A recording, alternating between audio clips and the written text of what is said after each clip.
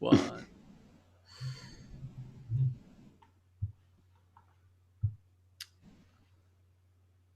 Okie Yep, dokie. there it is. Getting the messages.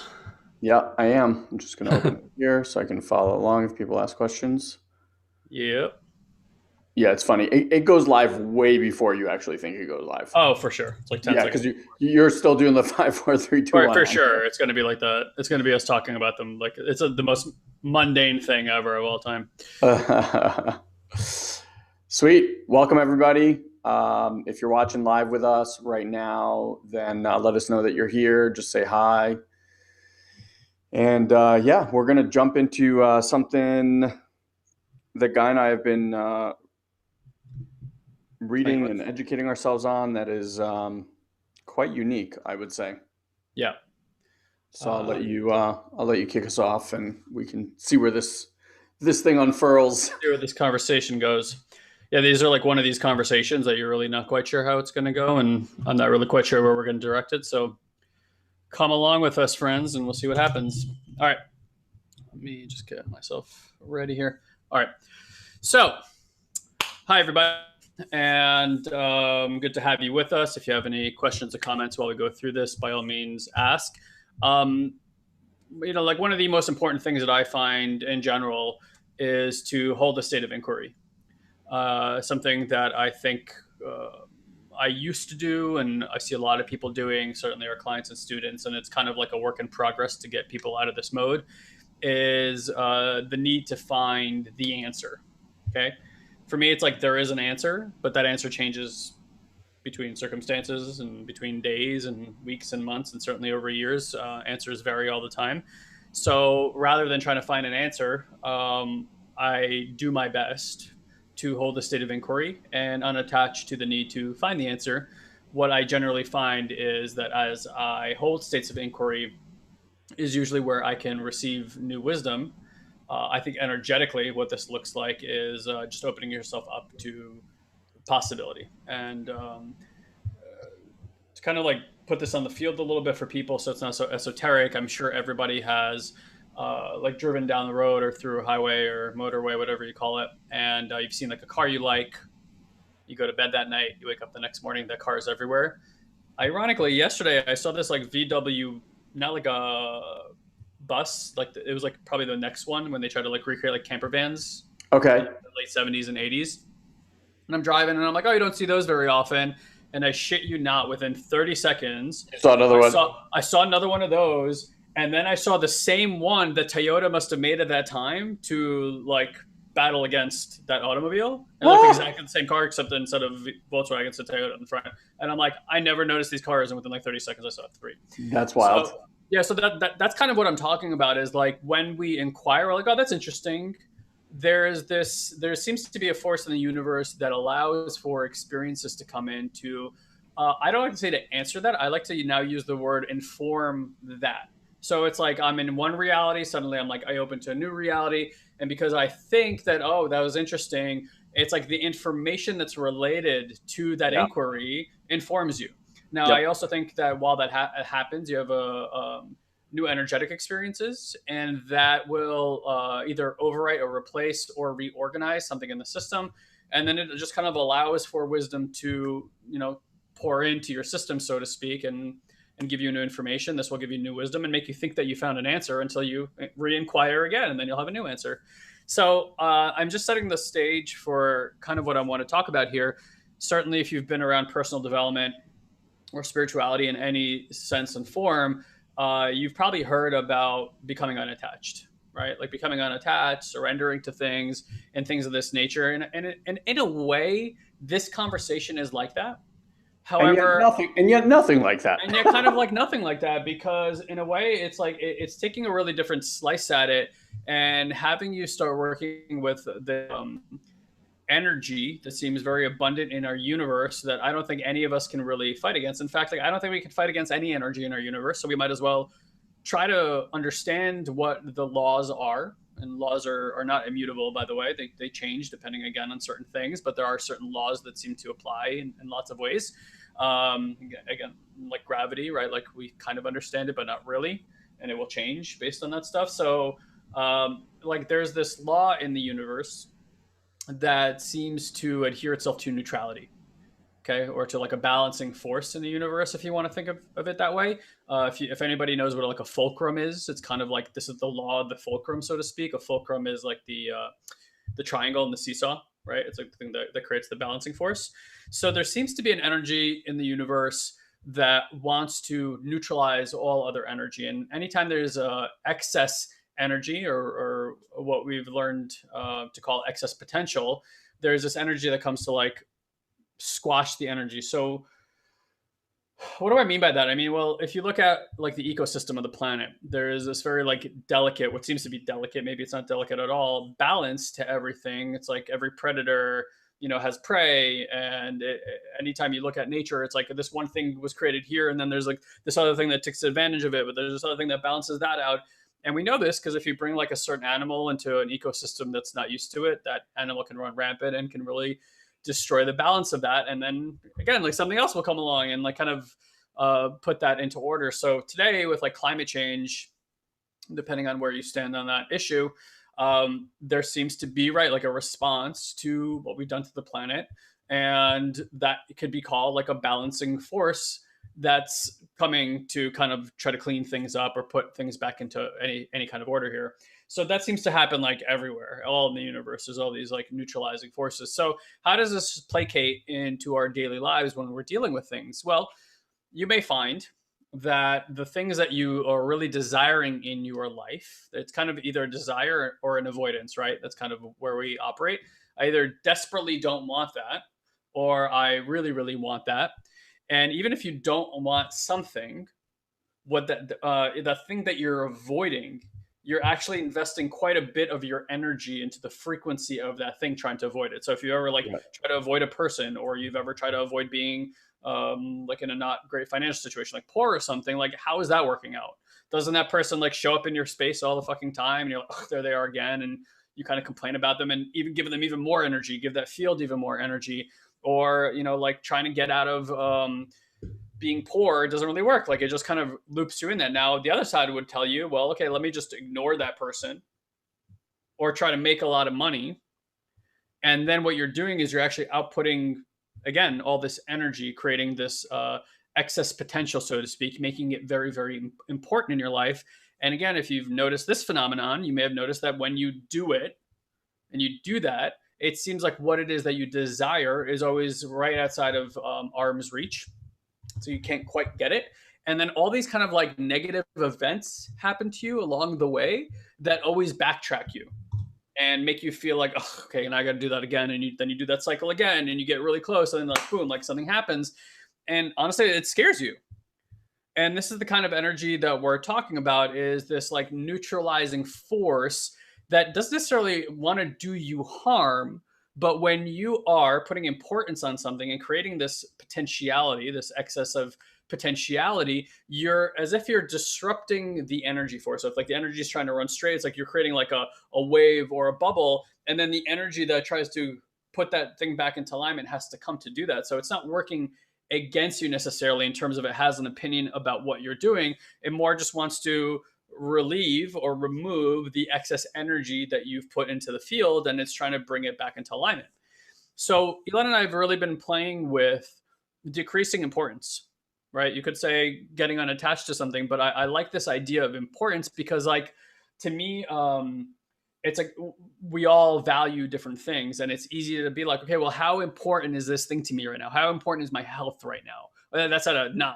Okay, cool. Well, you must be putting a lot of energy in that, which means that potentiality will come and kind of take you out of that game. So something I've really been working on is kind of like getting clear on where in my life am I putting a high level of importance on something, understanding that I am investing this energy, this, let's call it a disruptive energy, and that what I can expect is the alternate circumstances to arise in order to neutralize this excess potential that I'm putting out in the universe. And I've just been kind of playing with that, and I wanted you to chime in and kind of tell me your experience with it too. Yeah, I mean, the piece that I want to add just real quick is when you were talking about like energy. So most of the time, people know what they don't want, but they have very little indication about what they do want.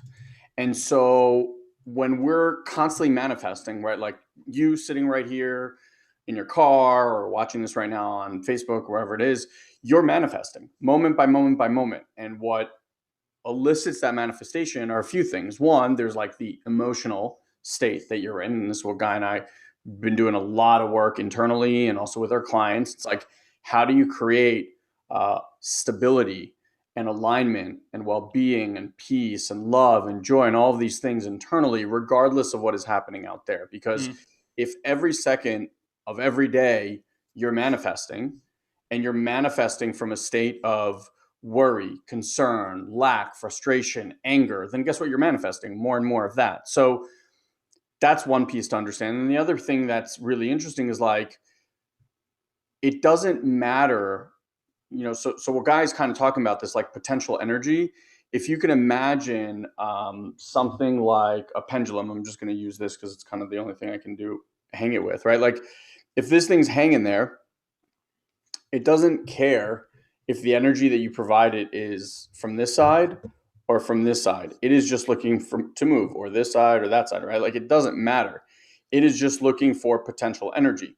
So, for example, politics is just a great example of this. Like if it doesn't matter whether you love or hate Trump, you thinking about Trump provides energy for Trump. That's it. So, you sitting there with your friends and bitching about politics and presidents and blah, blah, blah, blah, thinking like that's somehow getting you out of the system is actually entrenching you more and more and more into that system.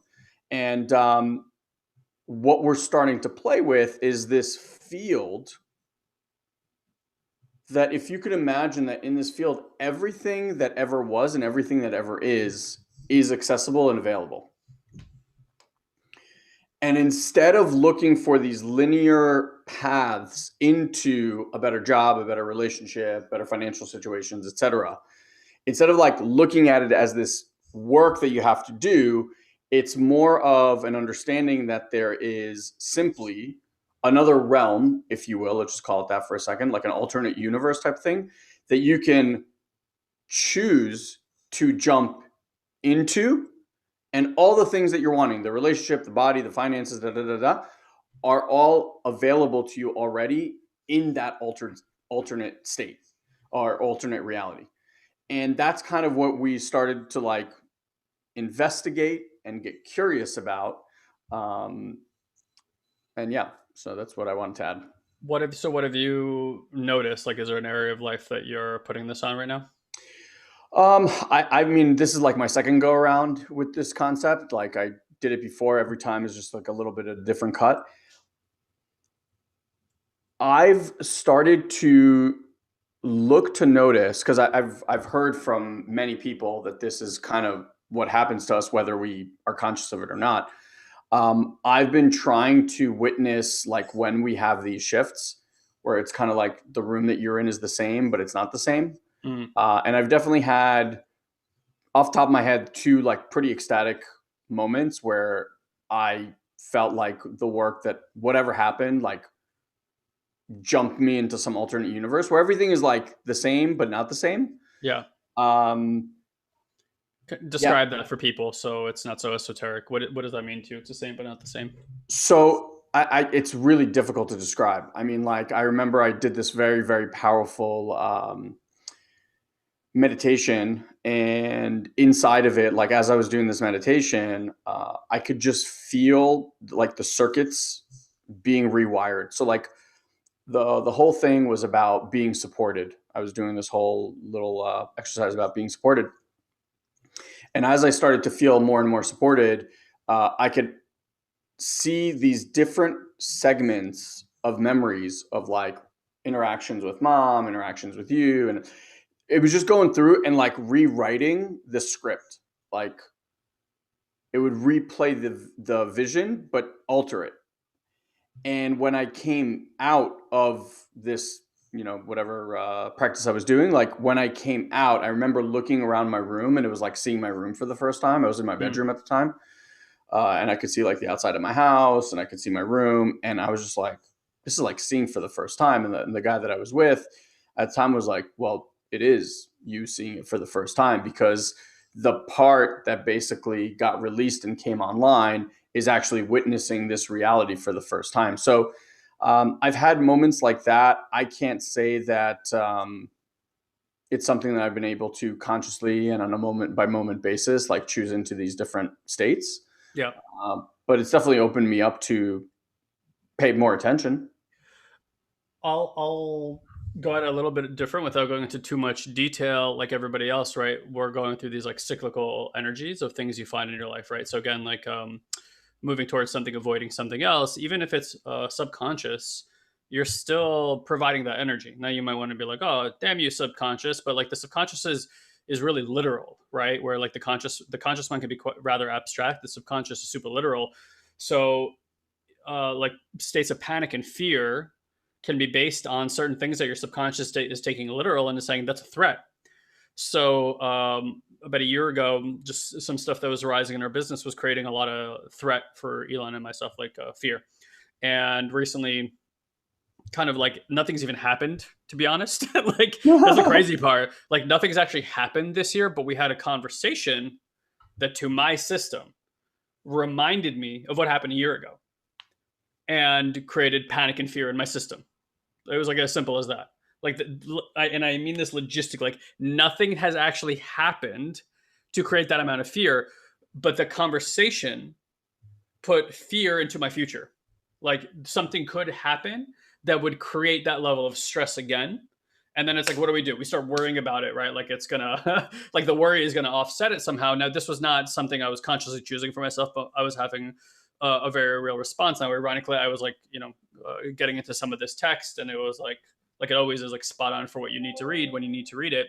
Yeah. And so I'm sitting there with like all this fear, and like, I've gotten pretty good at feeling through my system. So but like as I was reading the book and it kind of explains some of these energy systems, I'm like, oh, cool. Like this pendulum, right, started basically getting my energy again. I'm like moving it, and like as it's spinning, like there's more fear, more worry being created in my life. So I sat there and I'm like, okay, like how much importance am I putting on this thing? Because the day before there was zero importance on this thing, no response whatsoever. Things are going great. I was like taking actions based on this completely different energy system, and then like whack, this thing happens, and it's like this whole thing stopped, the flow stops, and suddenly it's just like panic, fear, anger, like just all this worries coming up. And I'm sitting there, it's like, and it was profound because it was such a schism, and like in the direction I felt like I was moving into, suddenly like, just like this thing happening.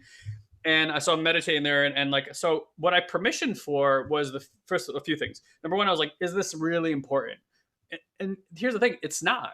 So like the moment I realized that it's really not that important, or noticing that by making it important with all these times in my life where I've seen how making it important doesn't lead me to where I want to go. In fact, it does quite the opposite. It creates more resistance to getting there. I'm like, cool. So like, do I want to hold on to this? No, I don't. Right. The second thing was starting to permission what was happening in my system.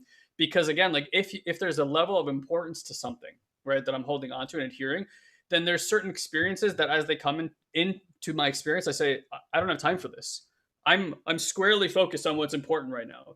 So this experience of fear, like we don't have time for this shit, which was kind of how it used to be in my system. Like Ilan and I, in like psychological terms, we run what's called in some circles like an aggressive pattern.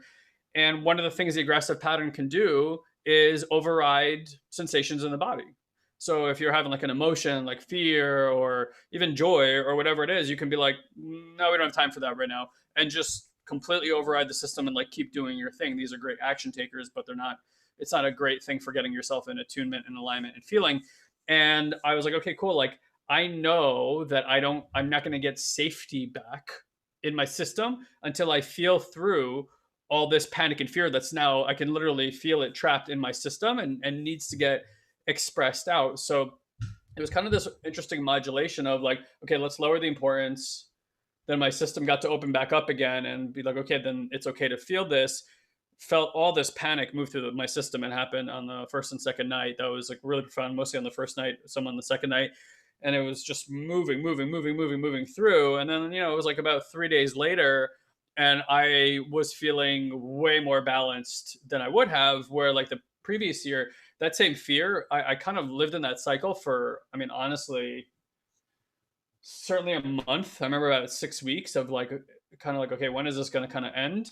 And it wasn't, and it was just a, and part of it, that time was important. I'm like, I haven't felt this kind of level of fear in quite some time, and I knew I Mm. just needed to be in it to kind of like get it all safe again. So to have that cycle come back up again from an illusion, right, to dealing in the experience, to instead of having to spend 6 weeks, 8 weeks, and that kind of experience, to being in there in like 48 hours, that's been the most present and alive and real for me.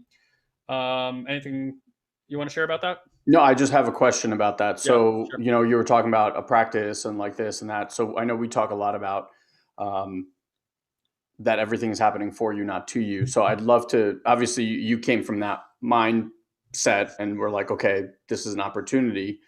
Um, or what kind of like practices did you take on to work through this stuff? Well, for those of you guys who haven't done our meditation, that's my daily practice, basically, right? Like I I'm less about meditation. That's like, oh, let me quiet the mind and let me be myself peaceful. That's really nice, and is always like kind of a side effect of doing the type of meditations that we do. But for me, it's like it's like the meditation has almost just become awareness work. It's like, what can Yep. I be aware of in my body? So if for those of you guys who have not done the meditation yet, it's free. You can go to satoriprime.com/meditate and go download it at your leisure and do it. And we recommend trying it for at least 70 days, 7 days. Do it for 35 years and see how you feel. If you do it for Do it, 35 years, you're going to be in real good shape. yeah, do it for 7 days. See how you feel. It takes about half an hour every day. It's a guided meditation, and see how you do. And I kind of like walk you through like scientifically why this heals and reprograms you. So that for me is everything. Is like today I have much more willingness to feel through. Before, I was scrounging to change our circumstances. I'm like, okay, how do I make a plan? We need to come up with a product, sell something to a bunch of people. Like let's do that. And it wasn't so much of like that wouldn't have been even an alignment to do that program, because it's like that's all coming from scarcity and fear. So the energy that's building is scarcity and fear, trying to change the circumstances to create safety again, um, around myself. And I'm like, this just doesn't work. Like I've done that so many times in my life in every situation. So now I'm like, look, you can convince yourself to your blue in the face that everything's okay. Yeah. But when the system is in panic, the system is in panic. And there's nothing you can say mentally to yourself to make the body go, okay, I'll trust you on this one. Like you let me down before, but like this time Yeah. we're all good. So I'll take your word for it, And part of that is like, is that disappointment because we've created a dissonance between our body and our mind, where our mind thinks that it can convince our body of anything. There's that famous, line like mind over matter, and there might be parts of that are true, but it's almost like if the mind is not in surrender, the mind's not getting over anything. It should be like mind through matter, or something like that. Like to me, I don't think you could do mind over matter. Like I've sat in incredibly cold water for an unreasonable amount of time, and I can tell you what does that has nothing to do with putting your mind over matter. It's actually surrendering to the experience and being part of it that allows you to sit in the water, not taking the mind and going, hey, it's hot, it's really hot right now, it's so hot, and then you're freezing cold while that's happening. Again, like excess potential, right? It's like the neutral forces are right there. It's really obvious when you do stuff like a cold plunge. So that to me has been really alive and real. And again, like I say this a lot recently, but like being a new parent, sleep is at a premium. Like all these things that were kind of affecting me more seem to be affecting me less. Like I'm not really upset about my lack of sleep, even with the stuff around the business. Like within a day of just kind of moving through that stuff, like all these new things started happening around our business. From even people connecting with us to different systems that suddenly I could see using, and suddenly there was like this fluidness of where the energy was moving, and it was happening very rapidly. Just like with those vans, like, oh, there's an opportunity, and then it's like boom, 3 vans right away. Same exact thing, just that. So I started this whole conversation with, how do you stay in a state of inquiry so that you're getting reinformed very quickly and receiving a lot of wisdom. Part of what's always going to make that stream really small is by thinking that one particular thing is important, And then the system is not really open and not really asking questions. It's just attached and committed to a certain outcome. And around that, there's nothing but pain. And around that, there's nothing but excess potential. And around that is nothing but everything in the universe, or these pendulums, or whatever you want to call them, that are going to come along and work against you. Yeah. As you're talking, you just reminded me, like, mindset creates bypass. So I think for us specifically, and I know a lot of the, one-on-one clients that we work with, people who have done a bunch of this work, their minds are really, really good. And I had a conversation with someone just the other day where, they're telling me all this stuff, like, I believe in myself, and I'm like, okay, so why haven't you done this? Right. Well, this, and like, I know it's going to work, blah, blah, blah. And I'm like, okay, great. So why haven't you done this? Right. So it's like, we can convince ourselves of whatever the hell delusion we want to believe in, but it's false. And the problem is that when we lie to ourselves, which is something that now that we do a lot more of this in our body work, like, we've realized, like, your mind lies to itself all the time. It's a self-preservation system. And the more tools you give it from this whole, like, mindset genre world, that Guy and I got really good at NLP and reframing things, and recontextualizing things, and seeing things and the pattern and understanding and all this stuff. And all of that was great to calm down the mind, but it did nothing for what was happening inside. Like, nothing. And the more you start lying to the system and you're like, I feel great, I'm okay, like, everything's good. And then the system's like, no, I'm fucking freaking out, and this is the end of the world. I don't know what the hell you're talking about. It actually creates more resistance. And what I started to play with is, if one of my kids is having some sort of response, right? Like, they're angry, they're frustrated. And my parenting comes from, hey, there's no reason for you to be upset right now, which every parent has done, right? Like, any parent that has kids that speak, like, we've all done it. Why are you upset? This is irrational. Like, it's, the lollipop fell on the floor. It's not that big a deal, right? But to that kid, that's a huge deal. And then us not allowing them to have that experience is on us, because that experience is illogical and makes us feel like, there's other people around, and why are you yelling? You shouldn't be yelling. This is stupid. Can you please calm down? So I stop being nervous about you yelling in front of other people. Like, right, this is all happening inside. And you can say all the right things, but that little child is going to have their experience. Yeah. And the more you are in an argument with them being upset, it actually heightens that experience. Yeah. Because they feel like they're not getting to have the experience, so they're going to have it no matter what.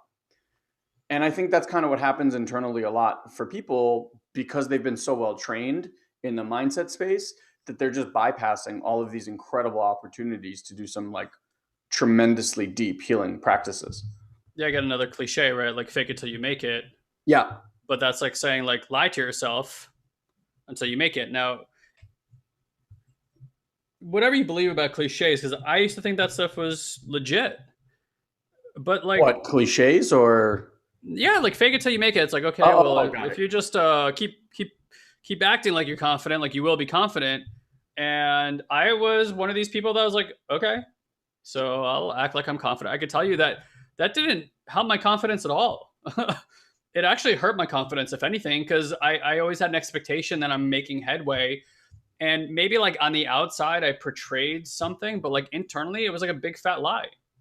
And I knew that it was a big fat lie. I'm like, I don't really feel confident. I'm just overriding the fact that I don't feel confident, and now overcompensating by shaking hands and smiling and pretending like I'm in a good mood, Yep. and, like, the life of the party. And we see a lot of that in social media, of, like, what people put out on a plate. So it's like, that to me, if you want to go that avenue, I mean, feel free, right? But, like, follow the data.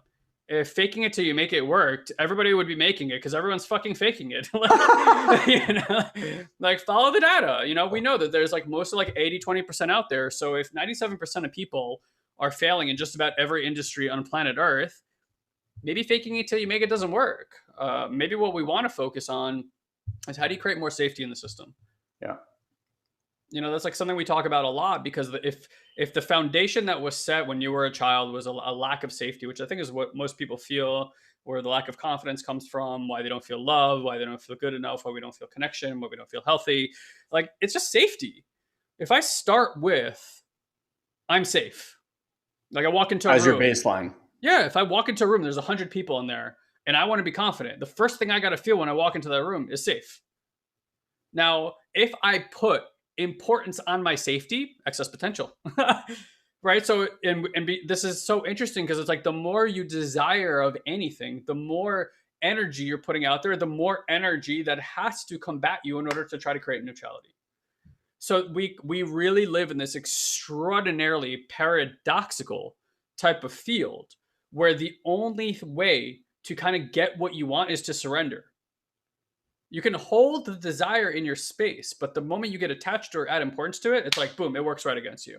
So it's like you can hold an intention, but what you got to get when you hold an intention and you surrender is that it's going to come in its own time. If you want wealth, it's probably coming. But that doesn't mean because you've aligned yourself and you've surrendered that wealth is going to be here tomorrow. If that's an alignment for you, that's how it's going to go down. But if it's an alignment for you to go through 30 years of some kind of mastery, of personal development or business or health, so that at the end of 30 years, you could be like, hey guys, I got all these awesome experiences that I can share with you now. And because of that, people give you millions of dollars. That was your path. And trust me, you're going to be so grateful that it took those 30 years because you wouldn't have been prepared for the money when it came 30 years before. And the field knows this about you.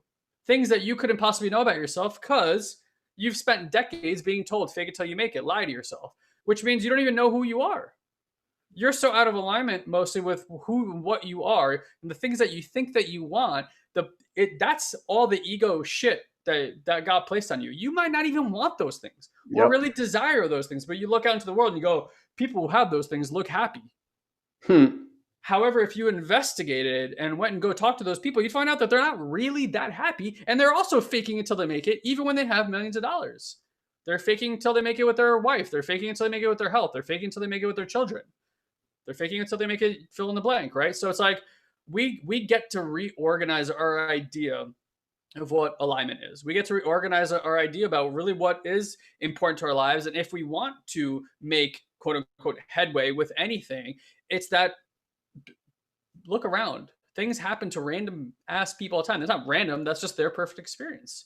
And that's what they need. So I think we get to reorganize a little bit about what that looks like for each and every one of us.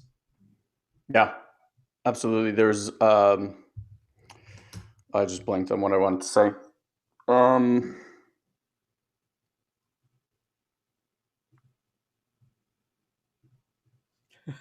Yeah, totally left me. Okay. So look, in that breath, guys, if you're listening to this, like something I would ask you is, where are you at? Like there are things that you want in your life. Like how's that been going? Or do you, you might be making headway, but something we really talk about a lot is like this addiction to achievement. So much that drives us is achievement. And then it's like when we do achieve, like what you really want, I think what you really desire is to feel a certain way. I think one of those things is safety, connection, and well-being. And if you've achieved quite a bit in your life, and I imagine if you're listening to us, you probably have achieved in different ways in your life. And even if you're one of these people who's like, no, I haven't, I call bullshit. Everyone's achieved something, right? If you've done that thing, but yet that feeling of safety or just the permission to be who you are, be what you are, you feel no closer to that. Then I want to kind of throw a wrench into this formula of achievement will get you there. It doesn't. It doesn't. And I'm not saying there's anything wrong with achievement or being capitalistic or anything like that. However, there's a big difference between earning millions of dollars in safety and earning millions of dollars in fear and scarcity.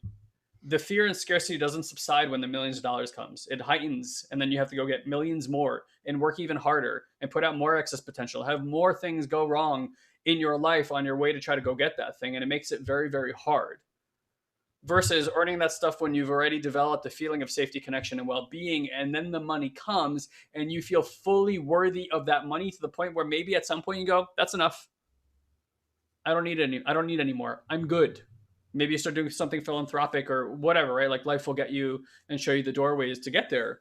So my invitation really is to like, maybe today, maybe tomorrow, maybe this evening, like sit down and ask yourself, what have I been vying for? What am I trying to get after?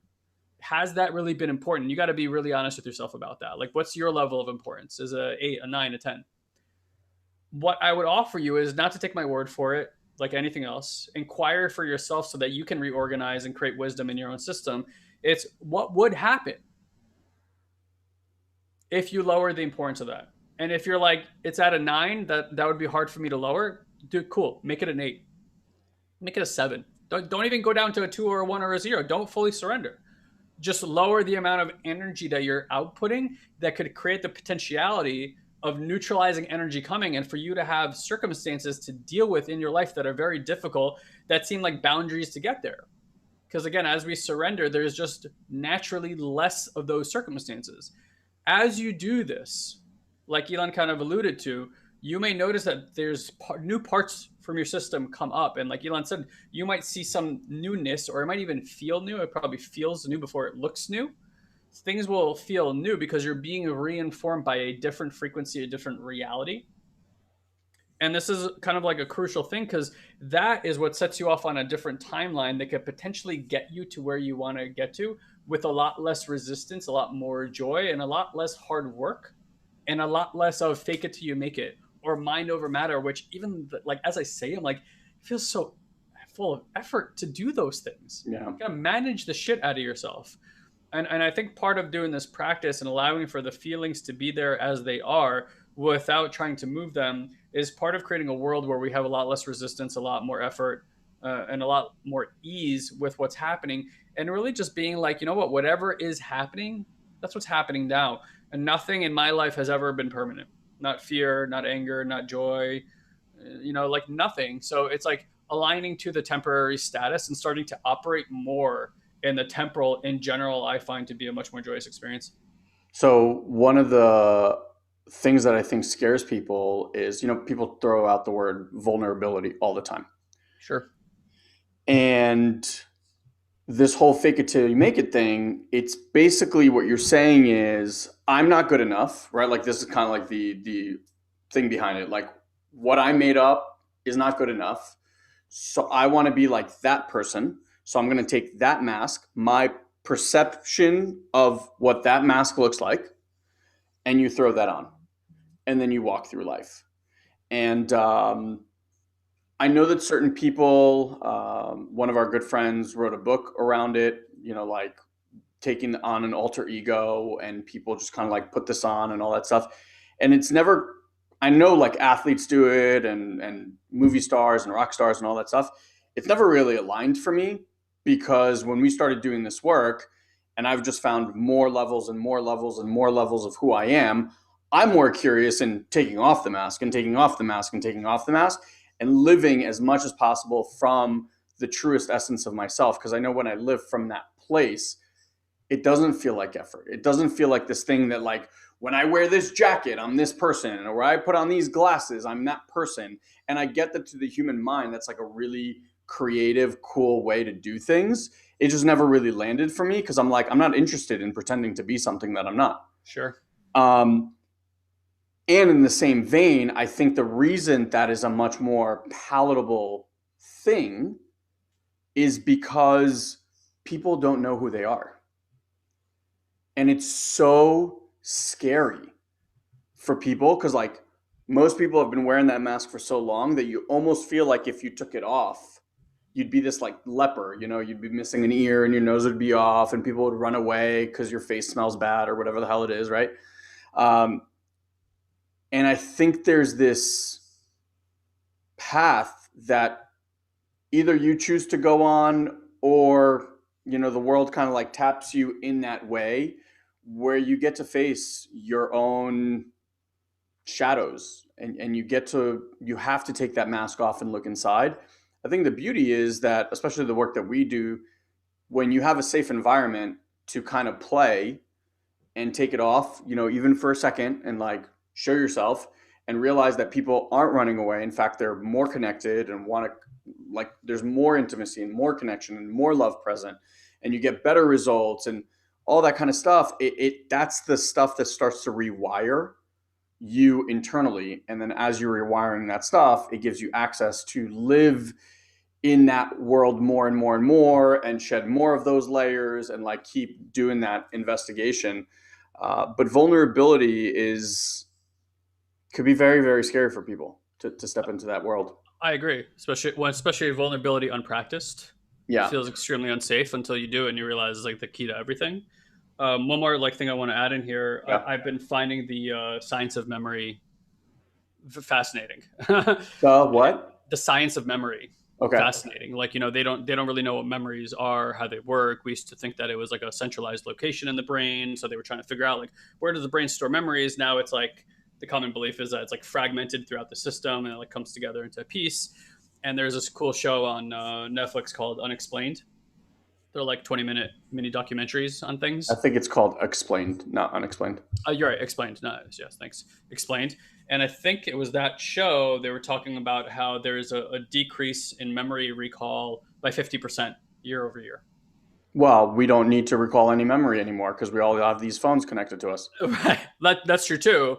But like, I want to kind of point this more at like traumatic events and like things that happened to you when you were children, or like things you didn't agree with, or something mom and dad did, or abuse of some kind, that by the next year you remember it about half as well, and the year after that you remember it half as well again, and the year after that half as well again. So it's like I'm 36 years old. If something happened to me when I was 3, that's 33 times over that I would remember it half as well for 33 years. I don't know what the math is on that, but that means like that memory is fakakta. Like At this point, it's all made up. it's all made up. The only thing I have is some kind of response in my fascia that's a sensory experience that I choose to recall the event in some negative way, or like the way the system is operating is choosing to respond to it in some negative way. So first of all, I want to just say that is like how far off we are from what we remember. Now, if that's the case, I'm not degrading anybody. Like, hey, you're in trauma, you're in trauma. Like, I get it. The fascia, the body responds. It's very visceral. It's very, very real. We can create a reality like this. But like, part of what I'm bringing this in is I want to bring some science to the esoteric, which is like, hey, you don't really remember anything that happened to you. Not really. Not really, really, right? You're like creating fantasy. So there could be an opportunity even in that insight, like, that, okay, if I choose that, then that I don't actually remember, that the only thing that's keeping me in the trauma is some kind of energetic or construct that I've looped, right, over and over again in. Now I want out of that loop. So the first thing is taking responsibility for the fact that you're creating that energy. And again, with this conversation, like, okay, you're putting importance on that. What if I release some of that? What if I unattach to a bit? Like, what does that look like? And starting to play in different frequencies. And you might find that, hey, look, you want to be attached to your trauma and you want to make that part of your identity story, go ahead. But if it's something that you don't like, at least run an experiment and play for like a week. Like, I'm going to release that. I don't need to know exactly how, but let me decrease the importance of that. I've been chasing that for a long, long time, or I've been avoiding this over here. I see how that's pulling it into my experience. I'm just going to like not focus on it. It doesn't mean avoid it. It means more like not paying attention to it. Okay. Like, I'm just not going to pay attention to it for a bit and see what happens. And notice if that modulates your experience a bit. Yeah. Because the moment you get a crack in the door or a crack in the wall and the door tends to, like, the wall will fall down and the door will open wider and wider and wider, right? But like, all that really is required is like a small sense of doubt in a reality that you think is so sure. And for most people, that they've aligned to being righteous as a false sense of safety. Meaning, if I'm right about it, then I have safety. Being right about things does not create safety. Does not. Yeah. So if you can not get rid of, but like let go of being right, actually put some doubt in, which you think that having doubt in is creating lack of safety. No, it isn't.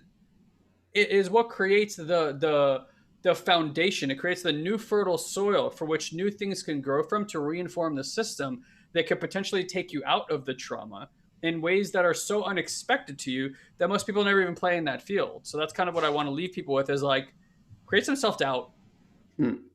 Like let your system reinform itself based on setting a new stage for a new reality to rise in. And then, a lot of people chimed in on what that looks like exactly. Look, for everyone's going to be different. I think reality shifts come as a felt sense. So I think just like things just feel different. I don't know why. That's enough. Because trust me, if you feel different, reality is going to start unfolding differently for you. Absolutely. It's just bottom line. You feel good about your body. Your body's going to do things for you that it has never done for you, that it can't do for you when you're making it wrong, or when you're making it so important for your body to be a specific way that your body can't be the way that it needs to be right now. Yeah. And you can kind of adapt that however you want. So that's kind of what I wanted to close off with.